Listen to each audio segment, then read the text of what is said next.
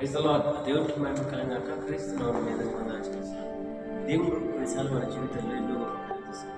మనమున్న స్థితి కొద్దిగా ఉంటుంది, కానీ దేవుని వాక్యం ఉంటుంది, తుదకు నువ్వు మహా అభివృద్ధి పొందుతావు అని దేవుని వాక్యం చెప్తుంటుంది.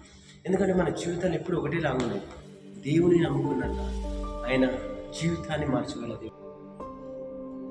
అయితే దేవుని వాక్యం చెప్తుంది, హెబ్రీలు 10వ అధ్యాయం 23వ వచనంలో, వాగ్దానం చేసిన వాడు నమ్మదగిన వాడు. హల్లెలూయా. ఏదైతే నీ జీవితంలో ఇంత మట్టు వరకు దేవుడు వాగ్దానం ఇచ్చాడో ఆ వాగ్దానం పట్టుకొని ప్రతిరోజు నువ్వు ప్రార్థన చేయి. దేవుడు తప్పకుండా ఆ వాగ్దానాన్ని నీ జీవితంలో, నీ కుటుంబ జీవితంలో నెరవేరుస్తాడు. అదే రీతిగా మనం చూసుకున్నట్టయితే మరి పేతురు రాసిన మొదటి పత్రిక 5వ అధ్యాయం 6వ వచనం దేవుని వాక్యం ఏమంటుందంటే,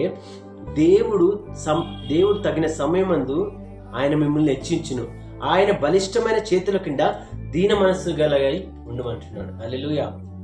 దేవుడు ప్రతి ఒక్క దానికి ఒక సమయం అనేది ఉంటుంది జీవితంలో. ఇంకా నా జీవితంలో ఇంకా ఏ కార్యాలు అయితలేరు. ఈ రోజుల్లో చూసుకుంటే ప్రతి ఒక్కరు కూడా ఇన్స్టెంట్ అన్ని తొందరగా అయిపోవాలని ఆలోచిస్తాడు. కానీ దేవుడు కూడా తగిన సమయం ముందు మిమ్మల్ని హెచ్చిస్తాడు.